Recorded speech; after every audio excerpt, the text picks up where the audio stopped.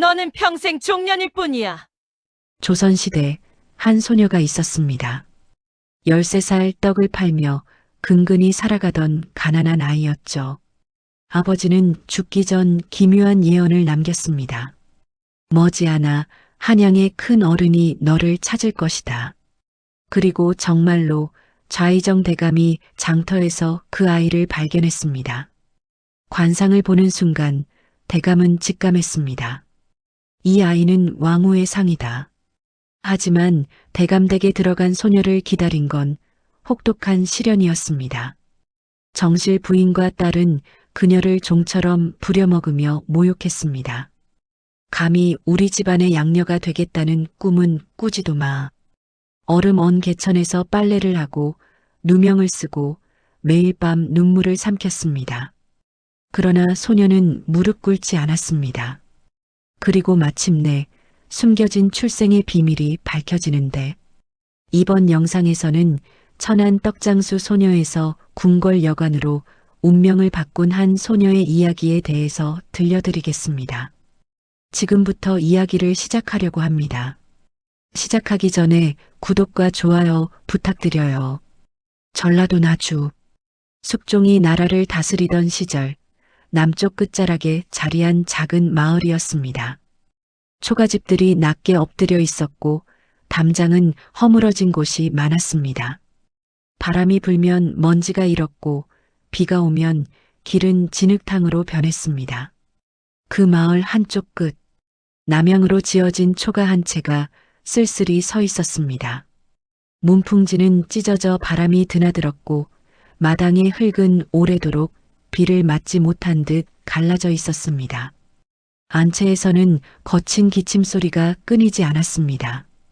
남춘택, 40 중반의 사내가 누워 있었습니다. 한때 마을 서당에서 천자문을 가르치던 훈장이었으나 지금은 병마에 시달려 일어서지도 못하는 처지였습니다. 뼈만 앙상하게 남은 몸, 함몰된 눈동자, 입술은 갈라져 피가 맺혀 있었습니다. 방 안에는 쑥과 약초향이 가득했으나 그마저도 더 이상 구할 돈이 없었습니다. 곁에는 13살 소녀 혜진이 무릎을 꿇고 앉아 있었습니다. 작은 손으로 아버지의 손을 꼭 잡은 채 눈물을 삼키며 애써 미소 짓고 있었습니다. 아버지, 조금만 더 버티세요. 어머니가 곧 약을 구해 오실 거예요. 남춘택은 희미한 눈빛으로 딸을 바라보았습니다. 입술이 파르르 떨렸습니다. 혜진아, 기침이 터져 나왔습니다. 아비가 이제 안 됩니다. 그런 말씀 마세요. 혜진의 목소리가 떨렸습니다. 남춘택은 고개를 저으며 딸의 손을 더 세게 잡았습니다. 힘이 다한 손이었지만 그 악령만은 간절했습니다. 똑똑히 들어라. 마지막이다. 혜진은 눈물을 흘리며 고개를 끄덕였습니다. 남춘택의 눈빛이 또렷해졌습니다. 죽음을 앞둔 사람의 눈에서 흘러나오는 예리한 광채였습니다. 내가 태어나던 날 밤, 아비는 꿈을 꾸었다. 그의 목소리는 낮았지만 힘이 있었습니다. 연못 위에 한 송이 연꽃이 피어올랐는데 그 꽃이 불처럼 붉게 타올랐다. 혜진은 숨을 죽였습니다. 그때 하늘에서 목소리가 들렸다. 이 아이는 하늘이 내린 아이다. 먼 훗날 큰 집으로 들어갈 것이니 절대 막지 말라. 혜진의 눈이 커졌습니다. 아버지, 그게 무슨... 머지않아.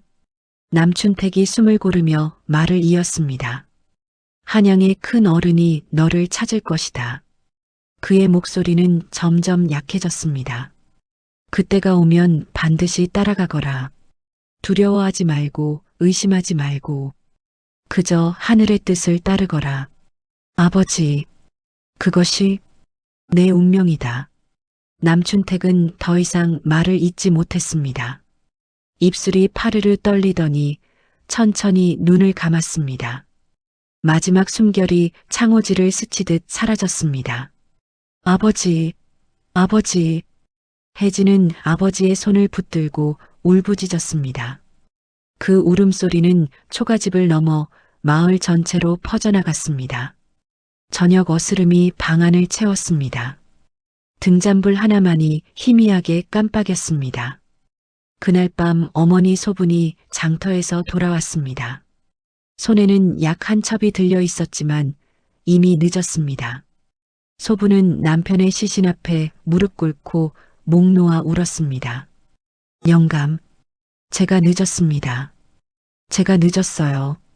혜진은 어머니를 부둥켜 안고 함께 울었습니다.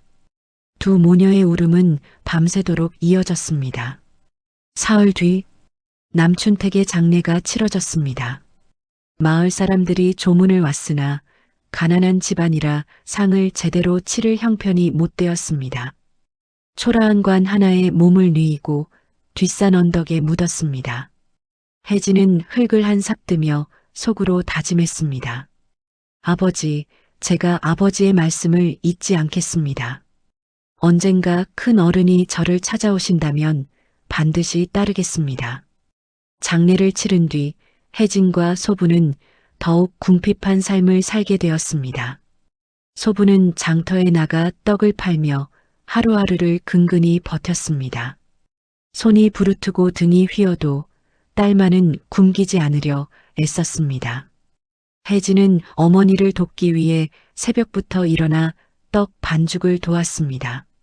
작은 손으로 쌀을 씻고 시루에 앉히고 불을 지폈습니다. 그리고 해가 뜨면 어머니와 함께 장터로 나가 떡을 팔았습니다. 혜진아, 너는 글을 배워야 한다. 어느 날 저녁 소분이 말했습니다. 어머니, 우리 형편에 무슨 글 공부를요? 내 아버지의 유언이 헛되지 않을 것이다. 만약 큰 집으로 가게 된다면 글을 모르고서는 살아남을 수 없다. 소부는 남편이 남긴 책 몇 권을 꺼내 딸에게 건넸습니다. 천자문, 동몽선습, 소학. 모두 아버지가 서당에서 쓰던 책들이었습니다. 혜진은 밤마다 등잔불 아래에서 책을 펼쳤습니다. 어머니가 장터에서 번 푼돈으로 기름을 아껴가며 글을 익혔습니다. 한자 한자 손가락으로 짚어가며 읽고 또 읽었습니다. 어느 날 밤 혜진은 책을 읽다가 깜빡 잠이 들었습니다. 그리고 꿈을 꾸었습니다. 어두운 연못 위에 한 송이 연꽃이 피어오르고 있었습니다.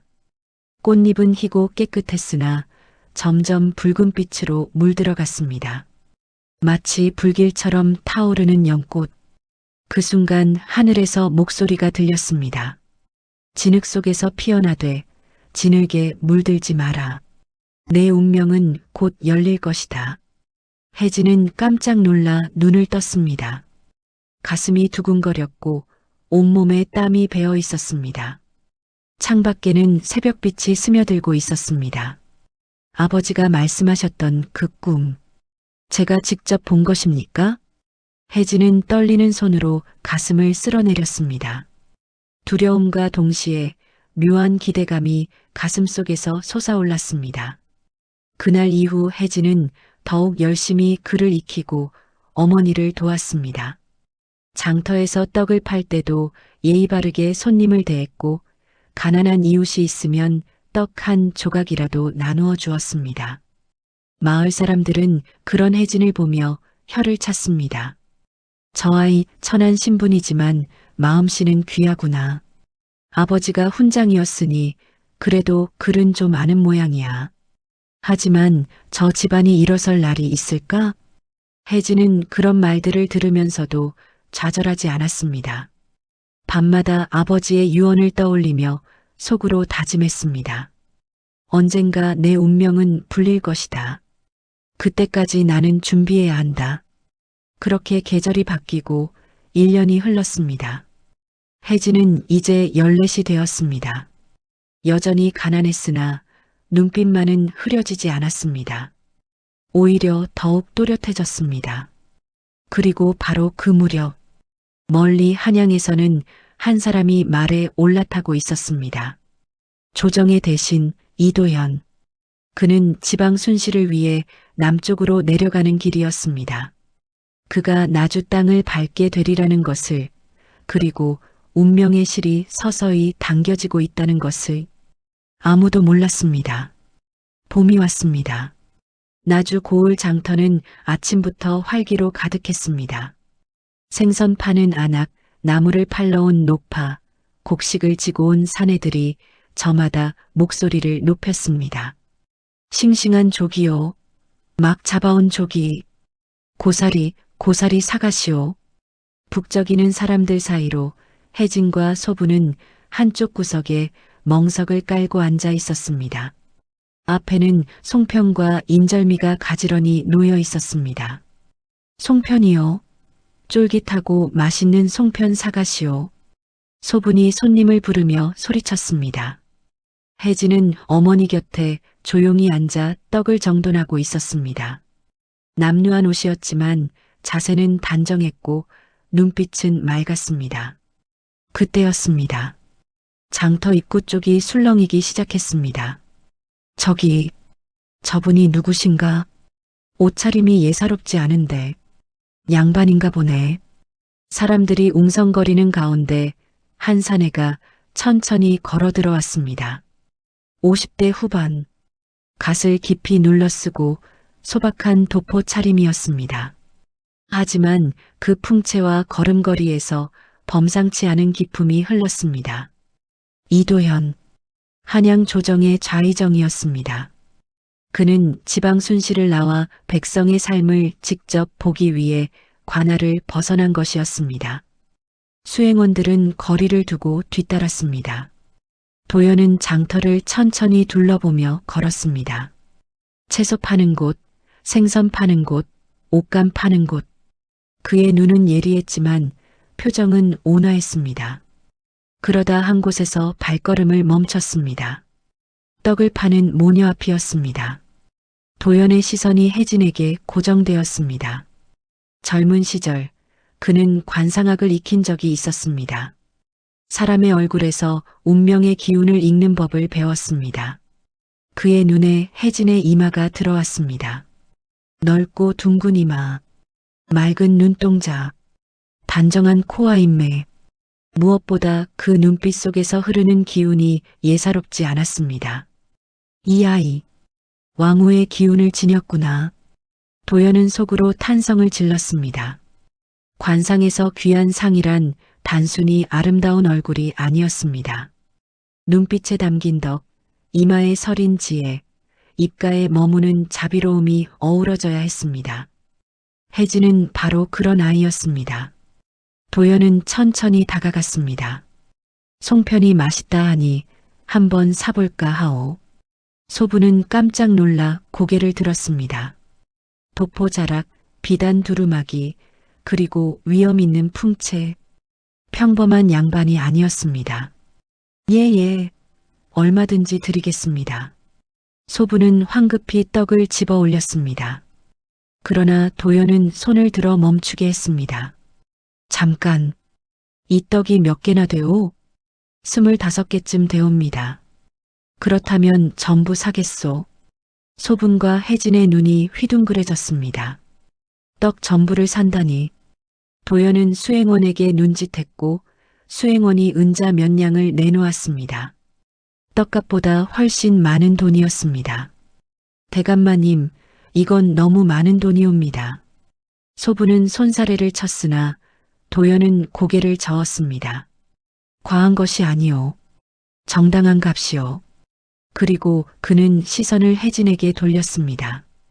혜진은 떨리는 손으로 떡을 광주리에 담아 올렸습니다.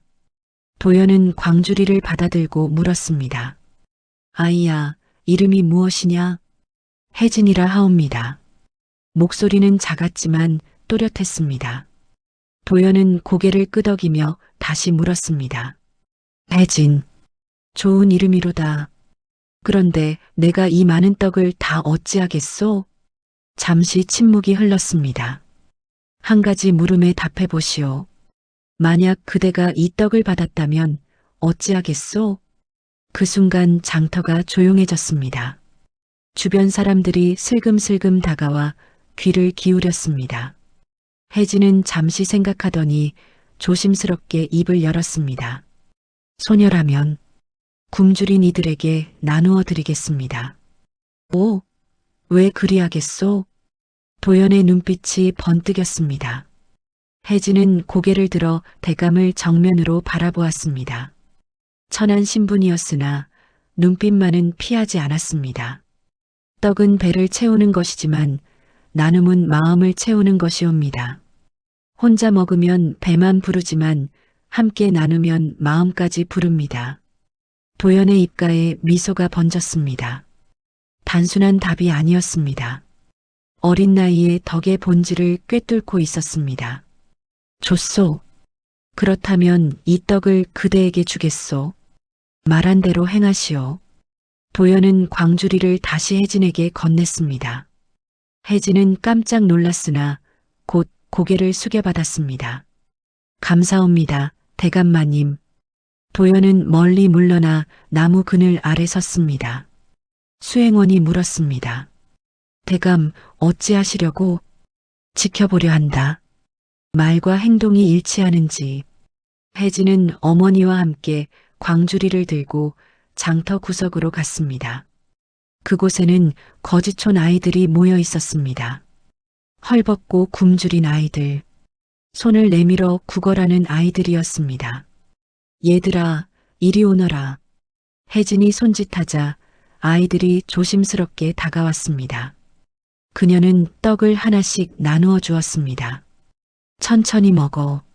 체하지 않게. 고맙습니다, 누나. 정말 맛있어요. 아이들은 떡을 받아들고 눈물을 글썽였습니다.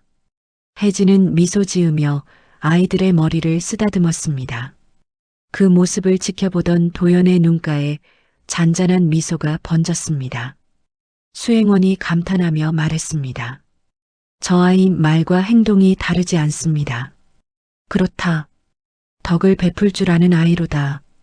도연은 속으로 중얼거렸습니다. 하늘이 점지한 아이로구나. 관상도 귀하고 마음도 귀하다. 이 아이를 그냥 두어서는 안 되겠다. 그는 천천히 발걸음을 옮겨 다시 혜진에게 다가갔습니다. 혜진은 마지막 떡까지 나누어 주고 빈 광주리를 들고 있었습니다. 잘 보았소, 혜진아. 도연이 말했습니다. 말과 행동이 일치하는 사람은 드물거늘 그대는 그리하였소. 제가 한 것은 당연한 일이옵니다. 혜진은 고개를 숙였습니다. 도연은 잠시 망설이다가 물었습니다. 혜진아, 그대는 글을 아느냐? 예. 아버지께서 조금 가르쳐 주셨습니다. 무슨 책을 읽었소? 천자문과 동몽선습을 조금 읽었습니다. 도연은 고개를 끄덕였습니다. 천한 신분의 아이가 글을 안다는 것 자체가 드문 일이었습니다. 좋소. 내일 다시 오겠소. 그때 더 이야기를 나누도록 하지. 도연은 그 말을 남기고 장터를 떠났습니다. 소부는 멍하니 서서 대감의 뒷모습을 바라보았습니다. 혜진은 가슴이 두근거렸습니다. 왜 저분은 저를 주목하시는 걸까? 혹시 아버지께서 말씀하신 그 큰 어른이신가? 그날 밤 도연은 관아 사랑채에 홀로 앉아 생각에 잠겼습니다. 등잔불이 흔들렸고 밤바람이 창호지를 두드렸습니다. 저 아이는 범상치 않다. 관상으로 보아도 왕후의 상이요. 마음씨로 보아도 귀한 덕을 지녔다. 만약 제대로 가르친다면 큰 그릇이 될 것이다. 그는 결심했습니다. 내일 다시 가서 아이를 시험해 보리라. 그리고 만약 합당하다면 한양으로 데려가야겠다. 한편 초가집에서는 소분과 혜진이 마주 앉아 있었습니다. 혜진아, 오늘 일이 예사롭지 않구나. 소분이 말했습니다. 네, 어머니. 저도 놀랐습니다. 너희 아버지께서 돌아가시기 전 하신 말씀이 생각난다. 머지않아 한양의 큰 어른이 너를 찾을 것이다라고 하셨지. 혜진은 가슴이 쿵 내려앉았습니다. 혹시 그 예언이 이루어지는 것일까? 두렵기도 하고 기대되기도 했습니다. 혜진아, 만약 정말 그런 날이 온다면 소분이 딸의 손을 꼭 잡았습니다. 두려워하지 말고 따라가거라. 그것이 내 아버지의 유언이었다. 혜진은 눈물을 글썽이며 고개를 끄덕였습니다. 그날 밤 혜진은 다시 꿈을 꾸었습니다. 연못 위에 또다시 연꽃이 피어올랐습니다. 이번에는 붉은 불꽃이 아니라 환한 빛이 꽃잎을 감쌌습니다. 그리고 하늘에서 목소리가 들렸습니다. 운명이 시작된다. 준비하라. 혜진은 눈을 번쩍 떴습니다. 가슴이 두근거렸고 온몸에 땀이 배어 있었습니다. 창밖에는 새벽별이 반짝이고 있었습니다. 다음 날 해가 중천에 떴을 무렵 도연은 약속대로 다시 장터로 나타났습니다. 수행원도 멀찍이 떨어뜨린 채 홀로 걸어왔습니다. 장터 사람들은 수군거렸습니다. 저분이 어제 그 대감님이시지? 떡집 처자를 찾아오신 것 같은데. 소분과 혜진은 어느 때처럼 멍석 위에 떡을 펼쳐놓고 있었습니다. 혜진은 도연이 다가오는 모습을 보자 가슴이 두근거렸습니다. 어젯밤 꿈이 떠올랐고 아버지의 유언이 귓가에 맴돌았습니다. 이곳은 시끄러우니 조용한 곳으로 가서 이야기를 나누고 싶소. 어머님과 함께 내 처소로 오실 수 있겠소? 소부는 깜짝 놀랐으나 도연의 단호한 목소리에 따르기로 했습니다. 알겠습니다, 대감마님. 그들은 도연을 따라 관아로 향했습니다. 관아 사랑방. 도연은 두 모녀에게 차를 따라 건넸습니다. 먼저 물어보겠소. 혜진의 아버지는 어떤 분이셨소? 소분이 눈시울을 붉히며 대답했습니다. 서당 훈장이었습니다. 비록 가난했으나 정직하고 덕을 중히 여기신 분이었습니다. 작년에 병으로 돌아가셨습니다. 도연은 혜진을 바라보며 말했습니다. 혜진아, 오늘은 내가 몇 가지 물음을 던지겠소. 솔직하게 답하면 돼요. 그는 첫 번째 질문을 던졌습니다. 강물이 넓으면 배가 안전하고 강물이 좁으면 배가 위태롭다. 이것이 무슨 뜻이겠소? 혜진은 잠시 생각하더니 천천히 대답했습니다. 강물이 넓을수록 배가 안전하듯 마음이 넓은 자가 세상을 다스립니다. 마음이 좁으면 작은 일에도 넘어지지만 마음이 넓으면 큰 일도 감당할 수 있습니다. 도연의 눈빛이 번뜩였습니다. 좋소. 그렇다면 백성이 굶주리는데 임금이 잔치를 벌인다면 어찌해야 하오? 혜진은 신중하게 답했습니다. 임금은 하늘을 대신하여 백성을 돌보는 자입니다. 만약 백성이 굶주리는데 잔치를 벌인다면 그것은 하늘의 뜻을 거스르는 것입니다. 신하가 있다면 목숨을 걸고 간언해야 하고 임금이 어질다면 스스로 깨달아 백성을 구해야 합니다. 도연은 고개를 끄덕이며 마지막 질문을 던졌습니다. 만약 그대가 귀한 집안에 들어가게 된다면 가장 중요하게 여길 것이 무엇이겠소? 겸손입니다. 혜진은 또박또박 말했습니다. 귀한 집안에 들어간다 해도 제 본래 모습을 잊어서는 안 됩니다. 교만은 사람을 무너뜨리지만 겸손은 사람을 세웁니다. 도연은 무릎을 쳤습니다. 좋소. 참으로 좋소. 그는 잠시 침묵하다가 말했습니다. 혜진을 한양으로 데려가고 싶소. 이 아이를 제대로 가르친다면 큰 그릇이 될 것이오. 소부는 눈물을 글썽였고 혜진은 가슴이 쿵 내려앉았습니다. 소부는 혜진을 바라보았습니다. 혜진은 천천히 말했습니다. 어머니, 아버지께서 말씀하셨잖아요. 머지않아 한양의 큰 어른이 너를 찾을 것이다. 반드시 따라가라고. 소부는 눈물을 닦으며 도연에게 절을 올렸습니다. 대감마님, 제 딸을 부탁드립니다. 염려하시오. 내 목숨을 걸고 이 아이를 지키겠소. 그날 오후 혜진은 간단한 짐을 꾸렸습니다. 아버지가 남긴 책 몇 권, 어머니가 지어준 옷 한 벌이 전부였습니다. 소부는 딸의 손을 꼭 잡으며 당부했습니다. 혜진아, 어디를 가든 내 본 마음을 잊지 마라. 교만하지 말고 겸손하거라. 어머니, 저 잘 다녀올게요. 꼭 성공해서 돌아올게요. 혜진은 도연의 손을 잡고 말에 올랐습니다. 마부 석돌이 고삐를 잡았습니다. 아가씨, 한양은 무섭지 않소이다. 제가 잘 모시겠습니다. 석돌은 순박한 미소를 지었습니다.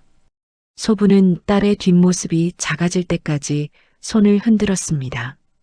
혜진은 말 위에서 마지막으로 어머니를 바라보며 속으로 다짐했습니다. 아버지, 어머니, 저는 이제 운명의 길을 걷습니다. 두려워하지 않겠습니다. 해는 서쪽으로 기울고 있었고 한양으로 향하는 길은 멀고도 험했습니다. 하지만 혜진의 눈빛은 흔들리지 않았습니다. 한양까지는 열흘이 걸렸습니다. 험한 고갯길을 넘고 강을 건너 마침내 도성의 큰 대문이 눈앞에 나타났습니다. 혜진은 말 위에서 그 광경을 보며 숨을 죽였습니다. 이곳이 한양이구나. 아버지께서 말씀하시던 그곳. 거리는 시끌벅적했습니다. 양반과 가마가 지나가고 상인들이 짐을 이고 지고 다녔습니다. 기와집들이 빼곡히 늘어서 있었고 나주 고을과는 비교할 수 없을 만큼 번화했습니다. 석돌이 말 고삐를 잡으며 말했습니다. 아가씨, 곧 대감마님 댁에 도착하겠습니다. 도연의 저택은 남산골 한복판에 자리 잡고 있었습니다. 높은 담장과 웅장한 대문, 그 안으로 보이는 기와 지붕들. 혜진은 저도 모르게 몸을 움츠렸습니다. 이렇게 큰 집에 제가 들어가도 될까요? 대문이 열렸습니다. 하인들이 나와 도연을 맞이했습니다. 대감마님, 편히 다녀오셨습니까? 그래, 수고들 했다. 도연은 말에서 내려 혜진의 손을 잡아 이끌었습니다. 자, 혜진아. 이제부터 이곳이 내 집이다. 그때 안채에서 누군가 걸어 나왔습니다. 50대 중반의 부인이었습니다. 비단 치마 저고리를 입고 머리에는 비녀를 꽂았으며 얼굴에는 차갑고 단정한 기품이 서려 있었습니다. 정소희, 도연의 정실 부인이었습니다. 그녀는 도연을 보자 반갑게 다가왔으나 혜진을 보는 순간 미간이 찌푸려졌습니다.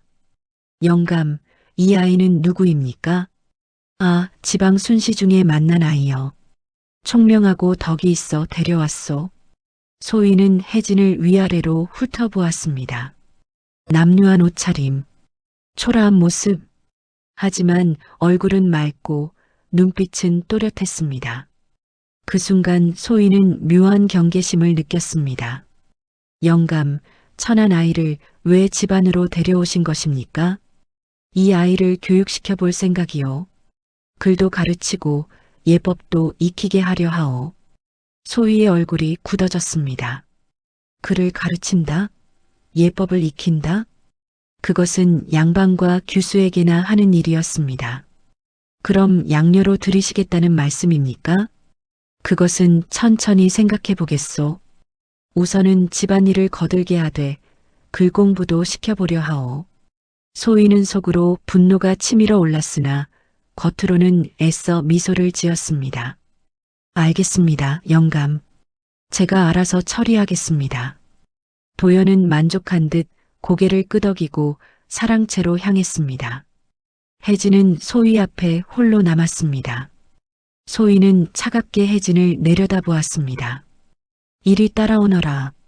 목소리는 날카로웠습니다. 혜진은 조용히 뒤를 따랐습니다. 안채로 들어서자 하인들이 일제히 고개를 들어 혜진을 바라보았습니다. 수군거리는 소리가 들렸습니다. 저 아이가 대감마님이 데려오신 아이구나. 천한 신분 같은데 왜 데려오셨을까? 소희는 혜진을 행랑채 구석방으로 이끌었습니다. 좁고 어두운 방이었습니다. 창문은 작았고 바닥은 차가웠습니다. 오늘부터 이 방을 쓰거라. 새벽에 일어나 마당을 쓸고 물을 길어오고 빨래를 하거라. 알겠느냐? 예, 마님. 혜진은 공손히 고개를 숙였습니다. 소희는 혜진을 한 번 더 훑어보고는 돌아섰습니다. 방문이 닫히자 혜진은 그제야 긴 한숨을 내쉬었습니다. 방 안은 냉기가 가득했고 구석에는 먼지가 쌓여 있었습니다. 여기서부터 시작이구나. 혜진은 작은 짐을 내려놓고 방 안을 정리하기 시작했습니다. 그날 저녁, 안채에서는 소희와 딸 이서윤이 마주 앉아 있었습니다. 서윤은 17살로 곱게 자란 규수였습니다. 비단 치마 저고리를 입고 머리에는 비녀를 꽂았으며 얼굴은 아름다웠으나 눈빛에는 오만함이 서려 있었습니다. 어머니, 그 아이가 누구예요? 서윤이 물었습니다. 아버지께서 지방에서 데려온 천한 거지아이다. 왜 데려오신 거예요? 소희는 차잔을 탁 내려놓으며 말했습니다. 그를 가르치고 예법을 익히게 하신다더라. 말도 안 되는 소리지. 서윤의 얼굴이 일그러졌습니다. 설마 양녀로 들이시려는 건 아니겠죠? 그럴 리가 있겠느냐? 하지만 아버지의 마음이 심상치 않다. 조심해야 한다. 서윤은 부채를 펼쳐 얼굴을 가리며 속삭였습니다. 어머니, 저 아이를 잘 지켜봐야겠어요. 아버지 마음을 훔치려 들지도 모르잖아요. 그래, 우리가 잘 감시해야 한다. 모녀는 서로 눈빛을 주고받았습니다. 그 눈빛에는 경계와 질투가 가득했습니다. 다음 날부터 혜진의 고된 일과가 시작되었습니다. 새벽 일찍 일어나 마당을 쓸고 물을 길어와 부엌에 채웠습니다. 온종일 빨래를 하고 방을 청소하고 부엌 일을 도왔습니다. 손이 부르트고 허리가 아파도 입 밖으로 내지 않았습니다. 하인들은 혜진을 보며 수군거렸습니다.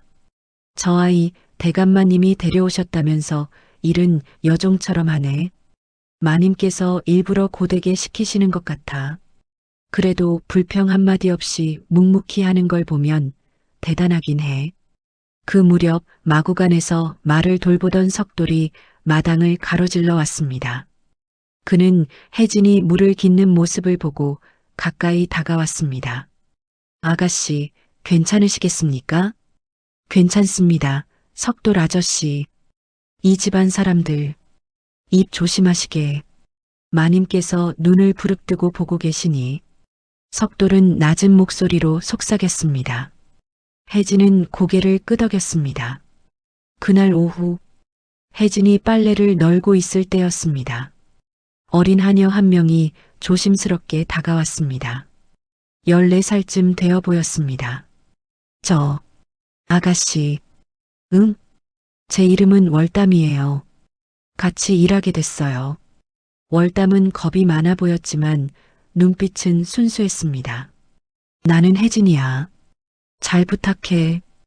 혜진이 미소 지었습니다. 아가씨, 여기서는 조심하세요. 마님이랑 아가씨가 무섭거든요. 월담은 주변을 살피며 작은 목소리로 말했습니다. 혜진은 월담의 손을 꼭 잡았습니다. 고마워. 조심할게.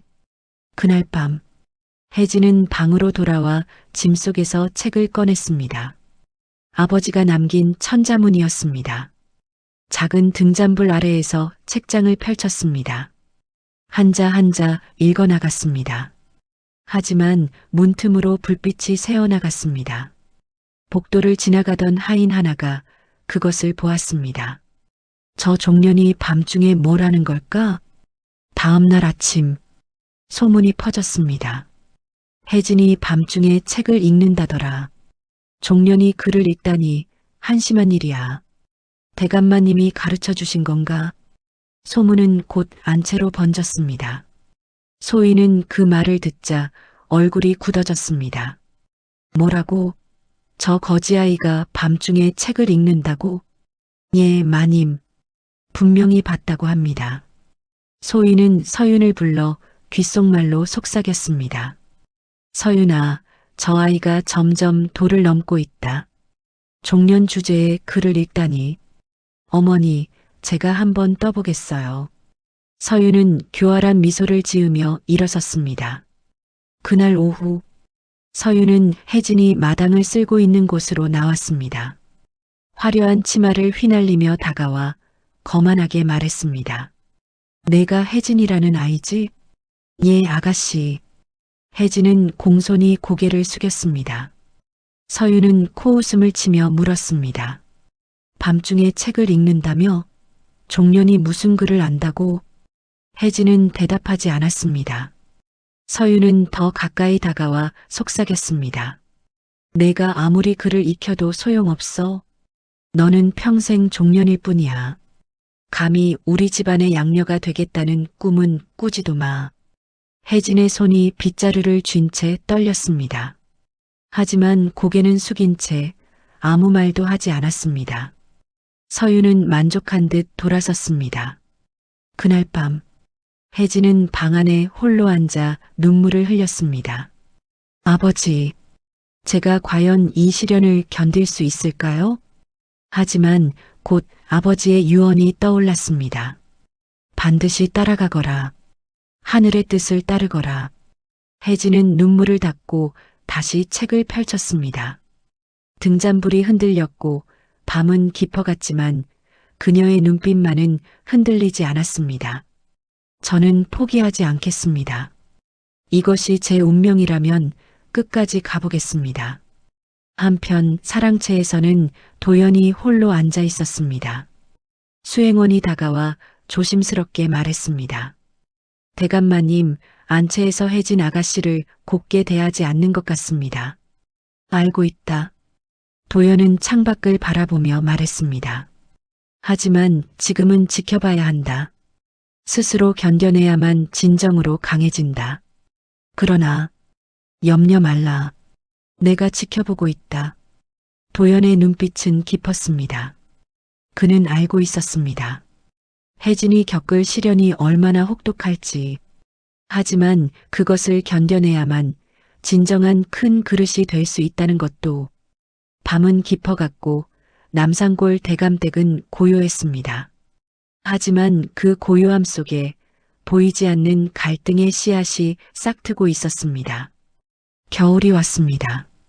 한양의 겨울은 유난히 추웠습니다. 서리가 내리고 바람은 뼈를 애는 듯 매서웠습니다.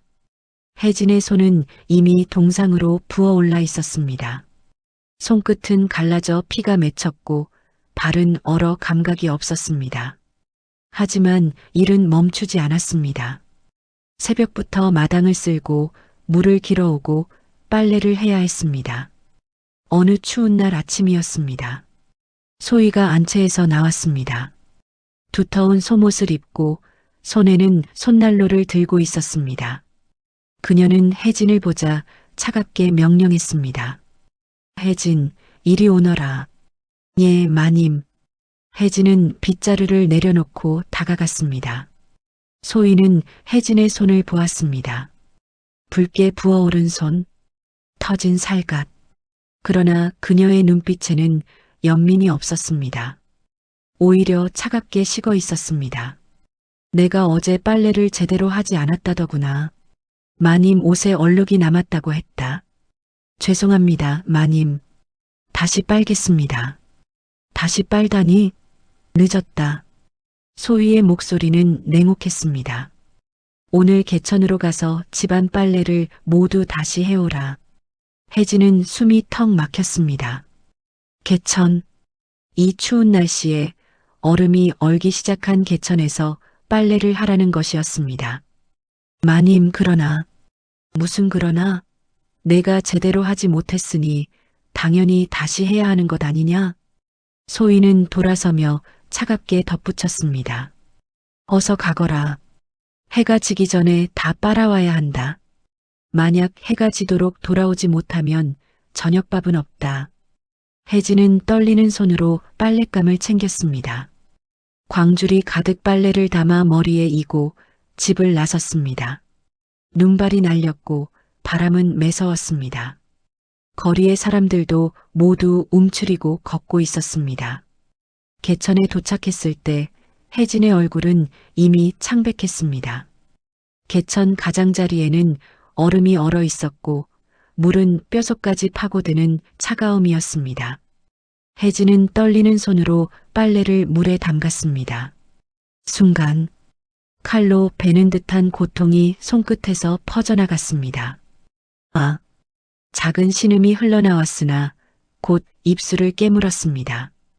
혜진은 방망이로 빨래를 두드렸습니다. 손은 점점 감각을 잃어갔고 물에 닿을 때마다 이를 악물어야 했습니다. 눈물이 흘러내렸으나 그것조차 곧 뺨 위에서 얼어붙었습니다. 버텨야 한다. 이것도 시련이다. 아버지께서 말씀하셨잖아. 하늘의 뜻을 따르라고. 혜진은 이를 악물고 빨래를 계속했습니다. 해는 서서히 기울고 있었고 손은 이미 피투성이가 되어 있었습니다. 하나, 둘, 셋. 빨래를 다 빨고 나자 해는 이미 지평선 아래로 내려가고 있었습니다. 혜진은 무거운 빨랫감을 머리에 이고 비틀거리며 걸었습니다. 몸은 얼음장처럼 차가웠고 다리는 후들거렸습니다. 집에 도착했을 때 하늘은 이미 어두웠습니다. 대문을 들어서자 소희가 서 있었습니다. 그녀는 차갑게 말했습니다. 해가 졌구나. 약속대로 저녁밥은 없다. 예, 마님. 혜진은 대답조차 제대로 하지 못했습니다. 목소리가 떨렸고 입술은 파랗게 질려 있었습니다. 소희는 빨래를 받아들고 흔들어 보았습니다. 그리고는 코웃음을 쳤습니다. 이것도 제대로 빤 건지 모르겠구나. 내일 다시 확인해 봐야겠다. 그 말을 남기고 안채로 들어갔습니다. 혜진은 행랑채로 돌아가 문을 닫았습니다. 방 안은 얼음장처럼 차가웠습니다. 아궁이에 불도 지펴지지 않았고 이불도 얇았습니다. 혜진은 구석에 웅크리고 앉았습니다. 몸은 부들부들 떨렸고 손은 감각이 없었습니다. 그제야 눈물이 터져 나왔습니다. 아버지, 어머니, 목 놓아 울고 싶었으나 소리조차 낼 수 없었습니다. 하인들이 들을까 두려웠습니다. 혜진은 입을 손으로 막고 흐느꼈습니다. 제가 견딜 수 있을까요? 이 추위를, 이 고통을, 이 멸시를. 그때였습니다. 문 밖에서 소리가 들렸습니다. 아가씨, 낮은 목소리였습니다. 혜진은 황급히 눈물을 닦고 문을 열었습니다. 복연이었습니다. 중년의 하녀, 말수 적지만 눈빛은 따뜻한 여인이었습니다. 그녀는 손에 작은 항아리와 천 조각을 들고 있었습니다. 아가씨, 이거. 복연은 항아리를 건넸습니다. 쑥즙입니다. 손에 바르세요. 조금이라도 나을 겁니다. 고맙습니다. 혜진의 목소리가 떨렸습니다. 복연은 천 조각으로 혜진의 손을 감싸주었습니다.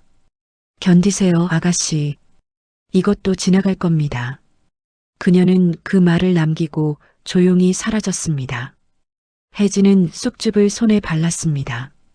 따끔했지만 조금 나은 것 같았습니다. 그때 또 다른 발소리가 들렸습니다. 이번에는 문이 열리며 도연이 들어왔습니다.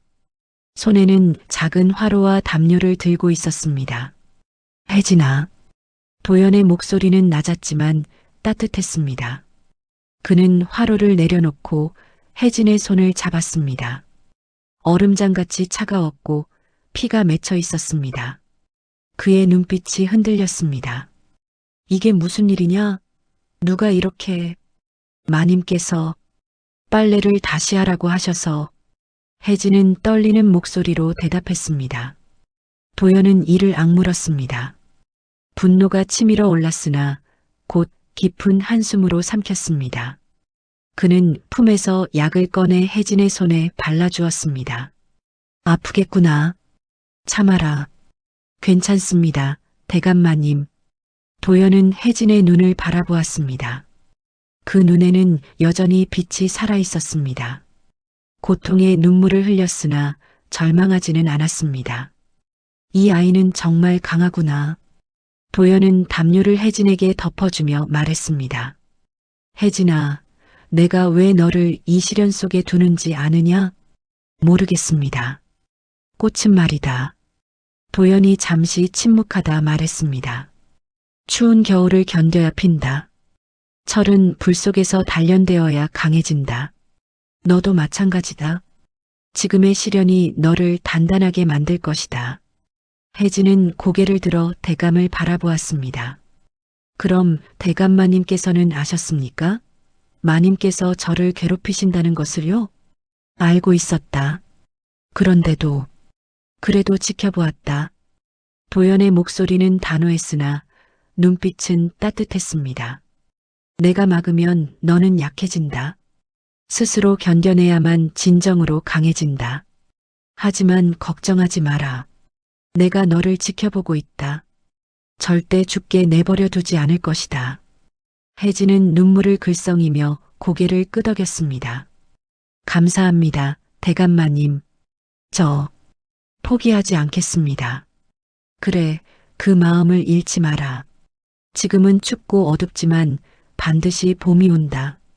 도연은 일어서며 마지막으로 당부했습니다. 이 화로로 몸을 녹이고 내일을 위해 쉬어라. 그리고 책을 계속 읽거라. 글이 너를 지켜줄 것이다.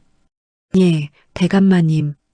도연이 방을 나가자 혜진은 화로 곁에 앉았습니다. 따뜻한 온기가 조금씩 몸으로 스며들었습니다. 그녀는 품에서 책을 꺼냈습니다. 맹자였습니다. 떨리는 손으로 책장을 넘겼습니다. 하늘이 장차 큰 임무를 어떤 사람에게 내리고자 할 때는 반드시 먼저 그 마음을 괴롭게 하고 그 금고를 수고롭게 한다. 혜진은 그 구절을 읽으며 눈물을 흘렸습니다. 그렇구나. 지금의 고통은 저를 단련시키는 것이구나. 밖에서는 눈이 계속 내리고 있었습니다. 차가운 겨울밤이었지만 혜진의 가슴 속에는 작은 불씨가 타오르고 있었습니다. 저는 견딜 것입니다.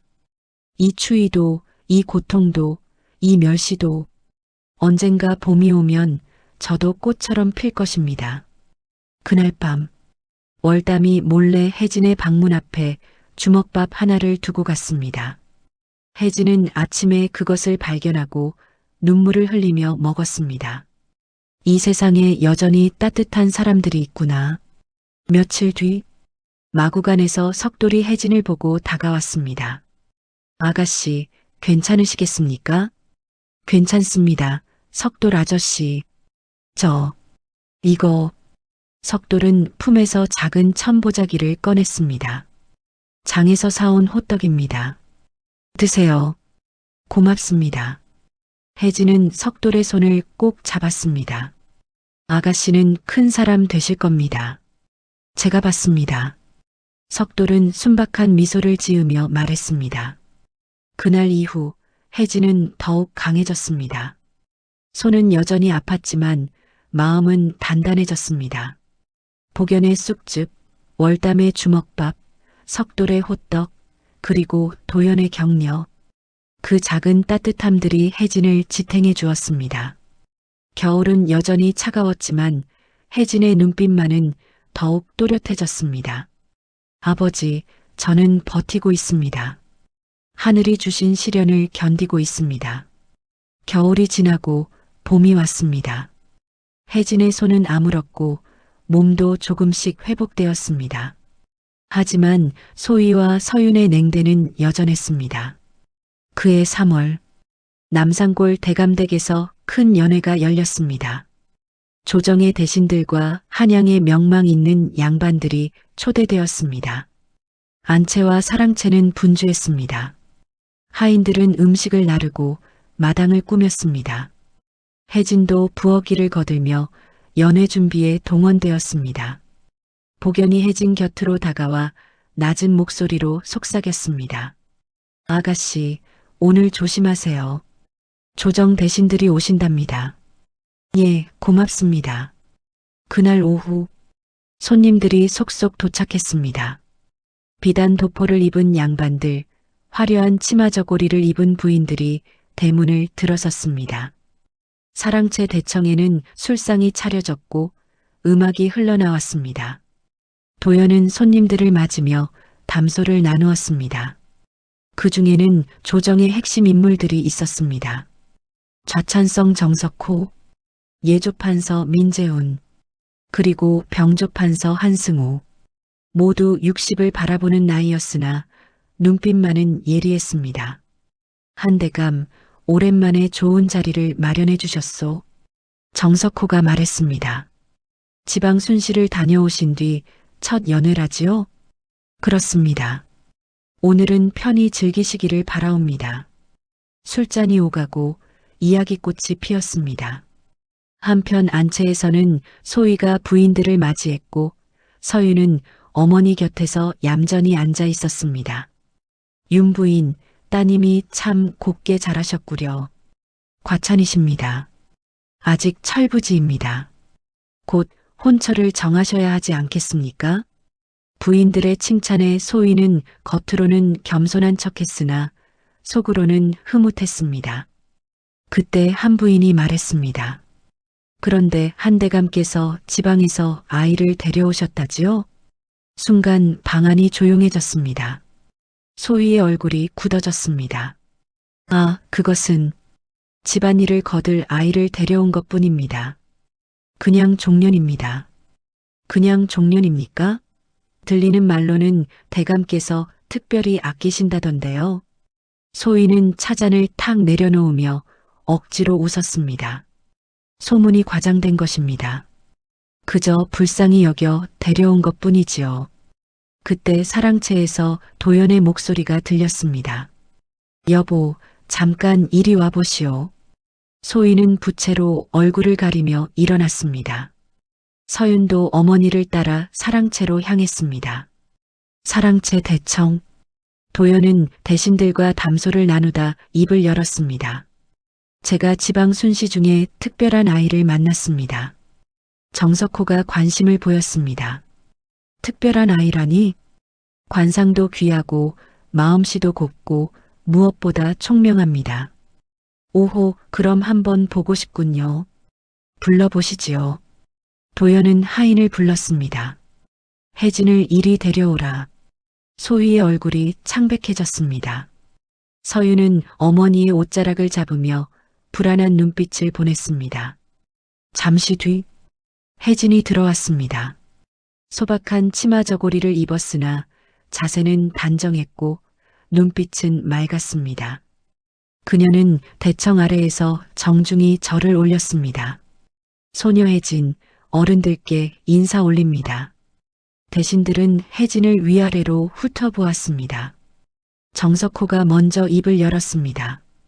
허, 얼굴도 단정하고 예의도 바르구나. 한대감, 과연 좋은 아이로군요. 과찬이십니다. 도연은 만족한 듯 웃었습니다. 그때 소희가 갑자기 나섰습니다. 교묘한 미소를 지으며 말했습니다. 대감들, 이 아이가 글을 조금 안다고 합니다.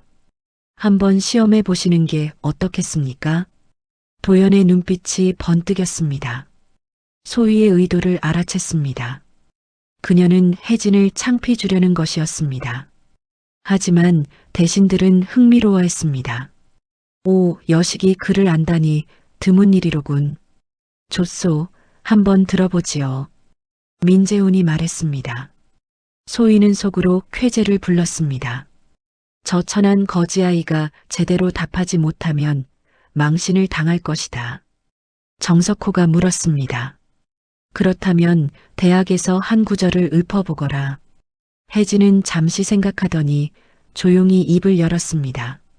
대학에 이르길 백성이 귀하고 사직이 그 다음이며 임금은 가볍다 하였습니다. 순간 대청이 조용해졌습니다. 대신들은 눈을 크게 떴습니다. 그것은 맹자의 구절이었으나 대학의 정신과 통하는 말이었습니다. 정석호가 다시 물었습니다. 그 뜻을 아느냐? 혜진은 잠시 침묵하다 고개를 들어 정면을 바라보았습니다. 나라의 근본은 백성입니다. 그녀의 목소리는 또박또박했습니다. 백성이 편안해야 나라가 서고, 나라가 서야 사직이 지켜지며, 사직이 지켜져야 임금의 자리가 보존됩니다. 그러므로 임금은 백성을 하늘처럼 섬겨야 한다고 생각합니다. 대청은 숨소리조차 들리지 않았습니다. 대신들은 서로 눈빛을 주고받았습니다. 한승우가 감탄하며 말했습니다. 허, 어린 나이에 백성과 임금의 관계를 이토록 명확히 꿰뚫다니. 한대감, 이 아이는 범상치 않소이다. 제가 눈여겨본 것도 그 때문입니다. 도연은 뿌듯한 표정을 지었습니다. 민재훈도 고개를 끄덕이며 덧붙였습니다. 이 아이를 잘 가르치시면 훗날 큰 인물이 될 것 같소. 혹시 양녀로 들이실 생각은 없으신지? 도연은 잠시 생각하더니 대답했습니다. 천천히 생각해 보겠습니다. 소희는 그 말을 듣자 얼굴이 사색이 되었습니다. 양녀, 저 천한 거지 아이를? 서유는 부채를 꽉 쥐며 이를 갈았습니다. 분노와 질투가 치밀어 올랐습니다. 대신들은 계속 혜진을 칭찬했습니다. 한대감, 복이 많으시오. 이런 인재를 얻으셨으니 과연 눈이 높으신 분답습니다. 혜진은 조용히 물러나 부엌으로 돌아갔습니다. 가슴이 두근거렸습니다. 대신들 앞에서 말을 했다는 것 자체가 믿기지 않았습니다. 그러나 동시에 불안했습니다. 마님께서 화를 내실 것 같아 부엌에서 월담이 달려왔습니다. 아가씨 정말 대단해요. 저 멀리서 들었어요. 고마워, 월담아. 석돌도 마구간에서 나와 혜진을 보며 미소 지었습니다. 아가씨, 오늘 참 훌륭하셨습니다. 고맙습니다, 석돌 아저씨. 복연은 멀리서 혜진을 바라보며 조용히 고개를 끄덕였습니다. 그날 밤, 연회가 끝나고 손님들이 모두 돌아간 뒤였습니다. 안채에서는 소희와 서윤이 마주 앉아 있었습니다. 등잔불이 흔들렸고 방 안은 무거운 침묵으로 가득했습니다. 소희는 차잔을 탁 내려치며 말했습니다. 저 거지년이 감히 큰 소리를 치느냐? 대신들 앞에서 백성이 임금보다 귀하다니. 서윤도 부채를 던지며 분노를 쏟아냈습니다. 어머니, 들으셨죠? 아버지께서 양녀를 고려한다고 하셨어요. 이대로 두면 저 거지아이가 정말로 우리 집안의 양녀가 될지도 몰라요. 소희의 눈빛이 험악하게 변했습니다. 절대 그럴 수는 없다. 저 거지아이를 우리 집안의 일원으로 만들 수는 없어. 그럼 어떻게 하시겠어요? 소희는 잠시 생각하더니 낮은 목소리로 속삭였습니다. 내일부터 본격적으로 움직여야겠다. 저 거지아이에게 누명을 씌워서라도 내쫓아야 한다. 어머니, 무슨 계획이 있으세요? 소희는 교활한 미소를 지었습니다. 있지. 분명히 있어. 머지않아 저 거지녀는 도둑의 누명을 쓰고 이 집에서 쫓겨날 것이다. 서유는 어머니의 손을 꼭 잡았습니다. 두 사람의 눈빛에는 차가운 음모가 서려 있었습니다. 한편 행랑채에서 혜진은 홀로 앉아 책을 읽고 있었습니다. 오늘 일이 계속 마음에 걸렸습니다. 제가 잘한 것일까? 아니면 화를 자초한 것일까? 하지만 곧 고개를 저었습니다. 아니야. 나는 진실을 말했을 뿐이야. 두려워할 이유가 없어. 창밖으로 달빛이 스며들었습니다. 혜진은 책을 덮고 조용히 기도했습니다. 아버지, 어머니, 저를 지켜주세요. 제가 올바른 길을 가고 있는지 알려주세요. 그날 밤 남산골 대감댁은 조용했습니다. 하지만 그 고요함 속에 폭풍이 몰려오고 있었습니다. 연회가 있은 지 보름이 지났습니다. 그 사이 서윤의 혼처가 정해졌습니다. 신랑감은 홍주백, 28살의 젊은 양반이었습니다. 그는 연회에서 혜진을 보았던 사람 중 하나였습니다.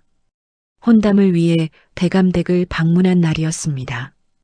홍주백은 사랑채에서 도연과 이야기를 나누었습니다. 대감마님, 연애 때 배웠던 그 아이는 어찌 되었습니까? 혜진을 말하는 것이요? 예, 참으로 지혜로운 아이였습니다. 천한 신분이라 하나 그 눈빛만은 맑고 깊었습니다. 도연은 미소 지으며 말했습니다. 그 아이를 잘 가르치고 있소. 앞으로 큰 그릇이 될 것이요. 그 무렵 마당에서는 혜진이 물을 깃고 있었습니다. 홍주백이 창을 통해 그 모습을 보았습니다. 소박한 옷차림이었으나 자세는 단정했고 움직임은 우아했습니다. 홍주백은 잠시 넋을 잃고 바라보았습니다. 그 모습을 서윤이 보았습니다. 그녀는 혼담을 위해 사랑채 근처에 있다가 우연히 홍주백의 시선을 따라갔습니다. 그 끝에 혜진이 있었습니다. 서윤의 얼굴이 굳어졌습니다. 가슴속에서 질투가 불타올랐습니다. 감히 내 혼처 상대가 저 거지년을 보다니. 그날 저녁 서윤은 어머니 소희에게 달려갔습니다. 어머니, 왜 그러느냐? 홍도령이 저 거지년을 쳐다봤어요. 넋을 잃고 바라보는 게 보였어요. 소희는 차잔을 탁 내려놓았습니다. 뭐라고? 저 아이를 빨리 내쫓지 않으면 제 혼사까지 망칠 것 같아요. 소희는 이를 갈았습니다. 알았다. 이제 더 이상 미룰 수 없구나. 내일 당장 움직이겠다. 다음 날 아침, 도연이 갑자기 쓰러졌습니다. 사랑채에서 아침 문안을 받던 중이었습니다. 대감마님, 하인들이 달려갔습니다. 도연은 얼굴이 창백했고 식은땀을 흘리고 있었습니다. 의원을 불러라. 어서. 소희가 소리쳤습니다. 의원이 왔습니다. 맥을 짚어보고 침을 놓았습니다. 무슨 병이요? 과로와 심한 염려로 기가 허해지셨습니다. 며칠 절대 안정을 취하셔야 합니다. 도연은 병상에 누웠습니다. 혜진은 멀리서 그 소식을 들었습니다. 가슴이 철렁 내려앉았습니다. 대감마님께서 쓰러지시다니. 도연은 혜진의 유일한 보호자였습니다. 그가 쓰러지자 혜진의 입지는 흔들리기 시작했습니다. 복연이 조심스럽게 다가왔습니다. 아가씨, 조심하세요. 대감마님께서 편찮으시니 마님께서 움직이실 겁니다. 알겠습니다. 혜진의 목소리는 불안했습니다. 그날 오후 소희가 서윤을 불렀습니다. 서윤아, 이제 때가 왔다. 어머니, 드디어 하시는 겁니까? 그래. 오늘 밤 내 비녀를 숨겨라. 그리고 내일 아침 없어졌다고 소리를 질러라. 그럼 저 거지년의 방에서 찾아낼 것이다. 서윤은 교활한 미소를 지었습니다. 알겠습니다, 어머니. 그날 밤 서윤은 자신의 옥비녀를 가져와 숨겼습니다. 값비싼 비녀였습니다. 그리고 다음 날 아침 일찍 안채에서 비명을 질렀습니다. 어머니, 제 비녀가 없어졌어요. 뭐라고? 소희가 달려왔습니다. 옥비녀가 사라졌어요. 분명 어젯밤 여기 두었는데. 하인들이 모여들었습니다. 소희는 큰 소리로 말했습니다. 도둑이 들었구나. 당장 집안을 수색하라. 하인들이 여기저기를 뒤지기 시작했습니다. 그리고 마침내 혜진의 방으로 향했습니다. 마님, 저 아이의 방도 뒤져야 하지 않겠습니까? 당연하지. 당장 수색하거라. 혜진은 아침 일찍 마당을 쓸고 있었습니다. 하인들이 그녀의 방으로 몰려갔습니다. 혜진은 그 모습을 보고 달려갔습니다. 무슨 일이십니까? 비녀가 없어졌다. 내 방을 수색하겠다. 제 방을요? 혜진의 얼굴이 창백해졌습니다. 하인들이 방 안을 뒤지기 시작했습니다. 이불을 들추고 짐을 뒤지고 구석구석을 살폈습니다. 그러나 아무것도 나오지 않았습니다. 소희의 얼굴이 굳어졌습니다. 어째서 없지? 분명 어젯밤에 넣었는데. 혜진은 안도의 한숨을 내쉬었습니다. 하지만 그 순간이었습니다. 복연이 조용히 나타났습니다. 그녀는 손에 무언가를 들고 있었습니다. 마님, 이것이... 복연은 옥비녀를 내밀었습니다. 마당 구석에서 발견했습니다. 소희는 재빨리 비녀를 받아들었습니다. 이것이 어째서 마당에? 복연은 차분하게 말했습니다. 까치가 물고 가다 떨어뜨린 것 같습니다. 까치 발자국이 있었습니다. 소희는 할 말을 잃었습니다. 서유는 분노로 떨었습니다. 하지만 더 이상 어쩔 수 없었습니다. 그래, 그랬구나. 모두 물러가거라. 소희는 이를 갈며 안채로 돌아갔습니다. 혜진은 복연을 바라보았습니다. 복연은 조용히 고개를 끄덕였습니다. 혜진은 알았습니다. 복연이 자신을 구해준 것이었습니다. 그날 밤 혜진은 복연을 찾아갔습니다. 고맙습니다. 괜찮습니다, 아가씨. 저도 옛날에 억울한 일을 당한 적이 있습니다. 그래서 아가씨를 그냥 둘 수 없었습니다.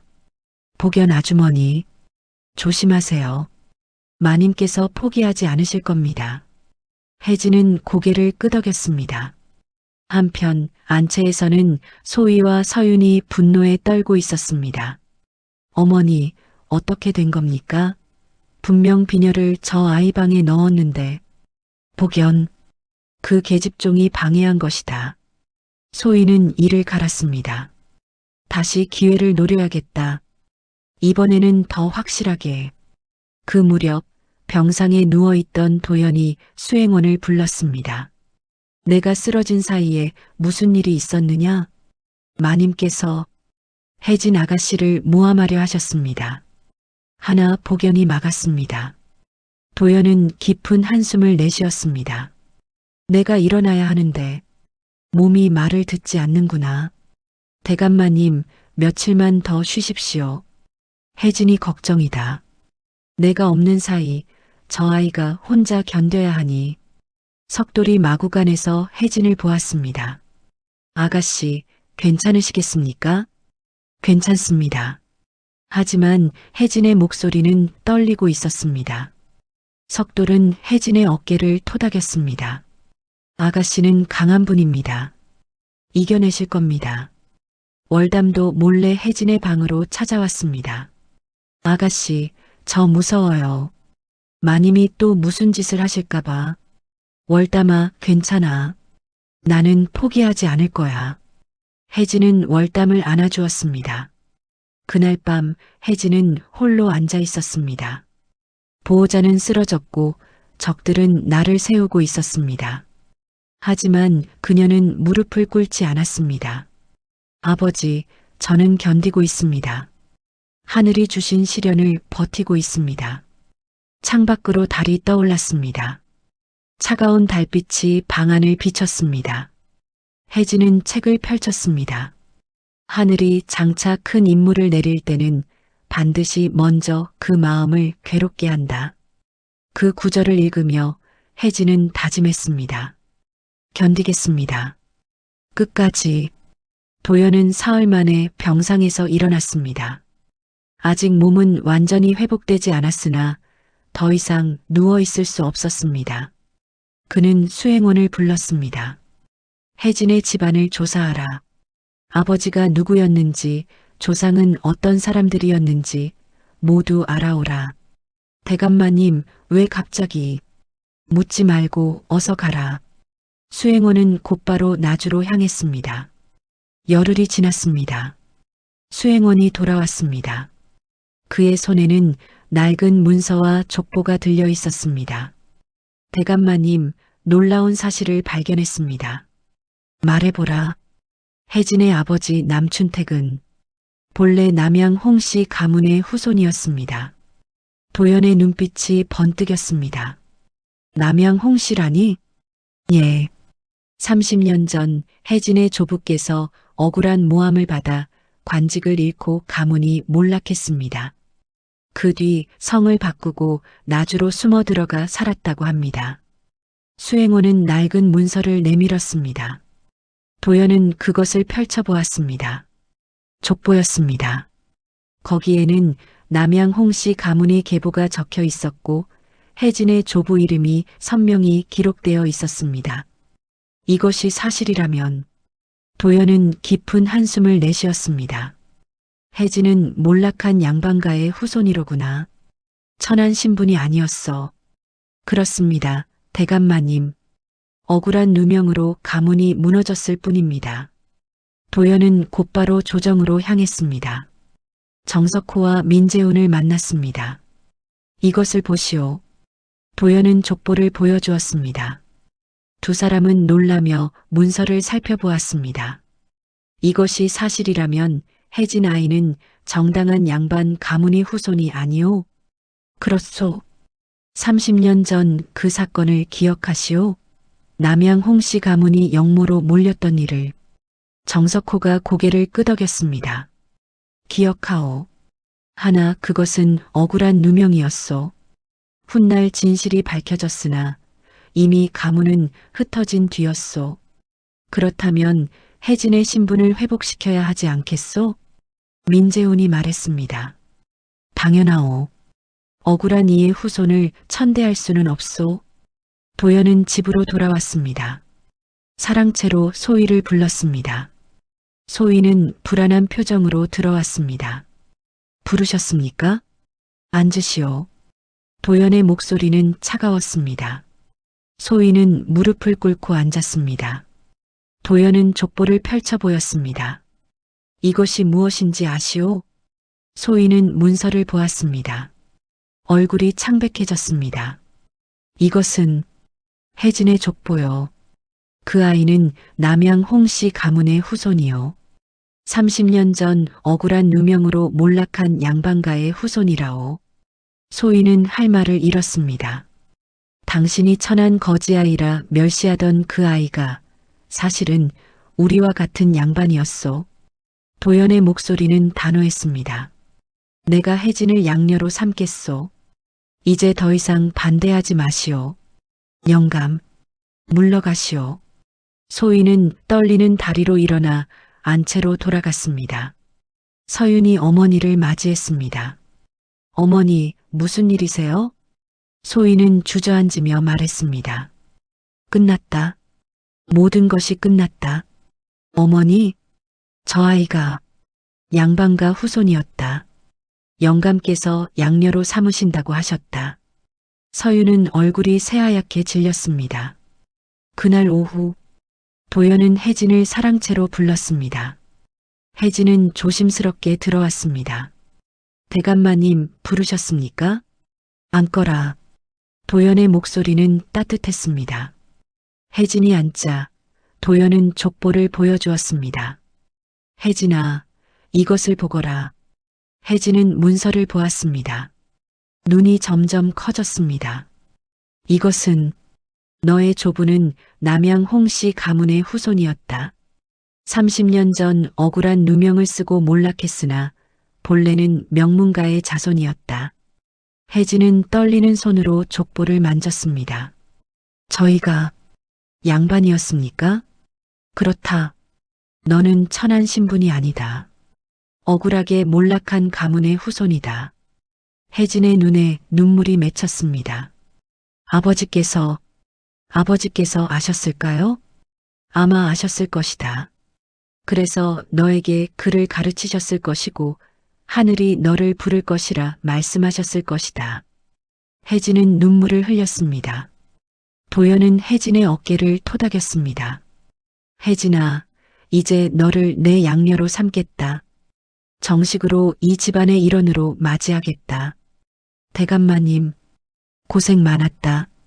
이제 떳떳이 고개를 들어도 된다. 그 소식은 곧 집안 전체로 퍼졌습니다. 복연은 조용히 미소 지었습니다. 석돌은 마구간에서 기뻐했습니다. 월담은 혜진을 껴안고 울었습니다. 아가씨, 정말 다행이에요. 하인들도 수군거렸습니다. 혜진 아가씨가 양반가 후손이었다니 우리가 함부로 대했구나. 이제 양녀가 되신다니 조심해야겠어. 며칠 뒤 조정에서 정식으로 혜진의 신분을 회복시켰습니다. 정석호와 민재훈이 대감댁을 방문했습니다. 혜진 아가씨, 축하하오. 이제 떳떳한 양반의 후손으로 인정받았소. 감사합니다, 대감마님들. 혜진은 정중히 절을 올렸습니다. 홍주백도 찾아왔습니다. 혜진 아가씨, 제가 연회에서 느낀 것이 틀리지 않았습니다. 아가씨는 본래 귀한 분이셨습니다. 혜진은 고개를 숙였습니다. 그날 밤, 혜진은 홀로 앉아 하늘을 바라보았습니다. 아버지, 어머니, 이제야 알겠습니다. 아버지께서 말씀하신 하늘의 뜻이 무엇인지. 달이 밝게 빛나고 있었습니다. 혜진은 조용히 기도했습니다. 저를 이곳까지 인도해 주셔서 감사합니다. 이제 저는 제 운명을 받아들이겠습니다. 복연이 조용히 다가왔습니다. 아가씨, 축하드립니다. 고맙습니다, 복연 아주머니. 아주머니가 아니셨다면 저는 이 자리에 없었을 것입니다. 아닙니다. 아가씨께서 스스로 이겨내신 것입니다. 석돌도 멀리서 혜진을 바라보며 미소 지었습니다. 월담은 혜진의 손을 꼭 잡았습니다. 아가씨, 이제 행복하실 거예요. 그래, 월담아. 이제 시작이야. 혜진의 눈빛은 더 이상 흔들리지 않았습니다. 운명의 시련을 견뎌낸 그녀는 이제 진정한 자신의 자리를 찾았습니다. 그로부터 한 달이 지났습니다. 혜진은 정식으로 도연의 양녀가 되었습니다. 이제 그녀는 행랑채가 아닌 안채의 작은 사랑방에서 지냈습니다. 비단 치마 저고리를 입고 머리에는 비녀를 꽂았습니다. 하지만 그녀의 눈빛은 여전히 겸손했고 마음은 변하지 않았습니다. 어느 날 도연이 혜진을 불렀습니다. 혜진아, 임금께서 너를 만나고 싶어 하신다. 네. 혜진은 놀랐습니다. 조정 대신들이 너의 이야기를 임금께 아뢰었다. 임금께서 직접 내 말을 듣고 싶어 하신다. 제가 임금님을 뵙는다는 말씀입니까? 그렇다. 두려워하지 마라. 내가 평소처럼 진실을 말하면 된다. 며칠 뒤 혜진은 도연과 함께 궁궐로 향했습니다. 웅장한 대궐문이 열렸습니다. 혜진은 떨리는 발걸음으로 안으로 들어갔습니다. 아버지, 제가 지금 궁궐에 들어가고 있습니다. 대전함, 임금이 옥좌에 앉아 있었습니다.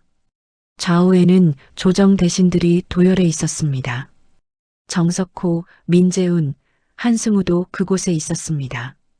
혜진이라 하는 아이가 바로 너냐? 임금의 목소리는 위엄이 있었으나 따뜻했습니다. 예, 전하. 소녀 혜진이옵니다. 혜진은 정중히 절을 올렸습니다. 고개를 들어보거라. 혜진은 천천히 고개를 들었습니다. 임금은 혜진을 바라보았습니다. 맑은 눈동자, 단정한 얼굴, 그리고 무엇보다 흔들리지 않는 눈빛.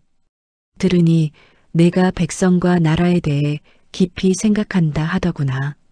과찬이옵니다, 전하. 과찬이 아니다. 내가 한 가지 묻겠다. 임금이 몸을 앞으로 기울였습니다. 임금이 가장 먼저 생각해야 할 것이 무엇이라 생각하느냐?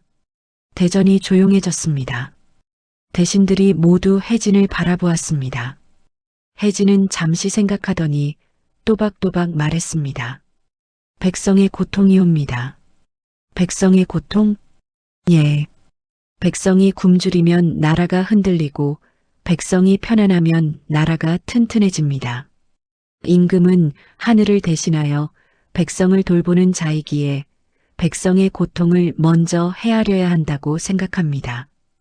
임금은 고개를 끄덕였습니다. 좋은 말이다. 그렇다면 백성의 고통을 어찌 해결해야 하겠느냐? 먼저 귀를 열어야 합니다. 혜진의 목소리는 작았지만 분명했습니다. 백성의 목소리를 들어야 합니다. 높은 곳에만 있으면 낮은 곳의 소리가 들리지 않습니다. 신하들의 말만 듣지 말고 백성의 삶 속으로 들어가 직접 보고 들어야 합니다. 대신들은 서로 눈빛을 주고받았습니다. 임금은 잠시 침묵하다가 말했습니다. 짐이 오늘 큰 깨달음을 얻었다. 혜진아, 내 말이 옳다. 혜진은 다시 깊이 절을 올렸습니다. 혜진아, 앞으로 궁에서 여관으로 일하겠느냐? 혜진은 고개를 들어 임금을 바라보았습니다. 잠시 침묵이 흘렀습니다. 그녀는 아버지의 유언을 떠올렸습니다. 머지않아 한양의 큰 어른이 너를 찾을 것이다. 반드시 따라가거라. 그것이 내 운명이다. 혜진은 천천히 입을 열었습니다. 전하, 소녀가 아는 것은 아직 적습니다. 하나 전하께서 허락하신다면 배우고 익히며 나라를 위해 힘을 쓰고 싶습니다. 임금은 만족한 미소를 지었습니다. 좋다. 그 겸손함과 그 뜻을 받아들이겠다. 내일부터 궁으로 들어와 여관으로 일하거라. 황송하옵니다, 전하. 혜진은 깊이 절을 올렸습니다. 혜진은 대전을 나왔습니다. 도연이 기다리고 있었습니다. 혜진아. 도연의 눈가가 붉어졌습니다. 잘했다. 정말 잘했다. 내 아버지께서 말씀하신 그날이 드디어 왔구나. 아버님. 혜진도 눈물을 글썽였습니다. 이제 나를 떠나야 하는구나. 아닙니다. 아버님은 영원히 제 마음속에 계십니다. 도연은 혜진을 꼭 안아주었습니다. 그날 밤 대감댁에서는 작은 송별연이 열렸습니다. 복연이 눈물을 흘리며 혜진의 손을 잡았습니다. 아가씨, 궁에 가시면 편히 계세요. 고맙습니다. 복연 아주머니. 아주머니가 아니셨다면 저는 여기 없었을 것입니다. 석돌도 마구간에서 나와 절을 올렸습니다. 아가씨, 제가 처음 한양으로 모시고 왔을 때가 엊그제 같은데 이제 궁으로 가시는군요. 석돌 아저씨, 건강하세요. 월담은 혜진을 껴안고 울었습니다. 아가씨, 보고 싶을 거예요. 나도 월담이가 보고 싶을 거야. 건강하게 잘 지내. 다음 날 아침, 혜진은 간단한 짐을 꾸렸습니다. 아버지가 남긴 책 몇 권, 어머니의 편지, 그리고 나주에서 가져온 작은 놀이개.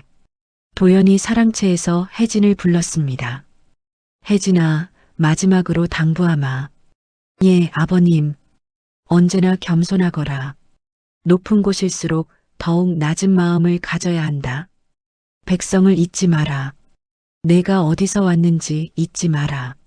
명심하겠습니다. 그리고 행복하거라. 도연의 목소리가 떨렸습니다. 감사합니다, 아버님. 아버님의 은혜 평생 잊지 않겠습니다. 혜진은 대감댁 대문을 나섰습니다. 뒤돌아보니 도현, 복연, 석돌, 월담이 모두 서서 손을 흔들고 있었습니다. 혜진은 깊이 절을 올렸습니다. 그리고 궁궐로 향했습니다. 궁궐 문이 열렸습니다.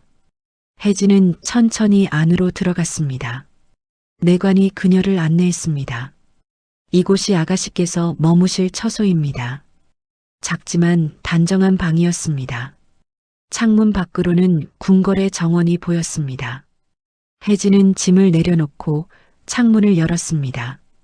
봄바람이 불어왔습니다. 그녀는 나주를 떠올렸습니다. 가난했지만 따뜻했던 초가집, 어머니 소분, 그리고 아버지 남춘택. 아버지, 제가 해냈습니다. 하늘의 부름에 응답했습니다.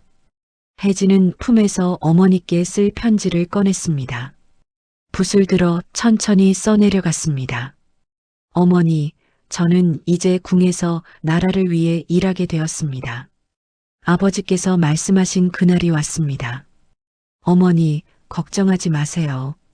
저는 행복합니다. 편지를 다 쓰고 혜진은 창밖을 바라보았습니다. 하늘에는 구름이 흘러가고 있었습니다. 그날 밤 혜진은 꿈을 꾸었습니다. 연못 위에 붉은 연꽃이 활짝 피어 있었습니다. 더 이상 불타오르지 않았습니다. 고요히 아름답게 피어 있을 뿐이었습니다. 하늘에서 목소리가 들렸습니다. 운명을 이루었구나. 이제 내 길을 걸어가거라. 혜진은 눈을 떴습니다. 창밖으로 새벽빛이 스며들고 있었습니다. 새로운 날이 시작되고 있었습니다. 혜진은 일어나 단정히 옷을 입었습니다. 그리고 책을 펼쳐 읽기 시작했습니다. 나주의 가난한 소녀 혜진은 이제 궁궐의 여관이 되었습니다. 하지만 그녀의 마음은 여전히 그때 그 소녀의 마음이었습니다. 겸손하고 따뜻하고 진실된 마음. 그것이 혜진을 여기까지 이끌었고 앞으로도 그녀를 지켜줄 것이었습니다.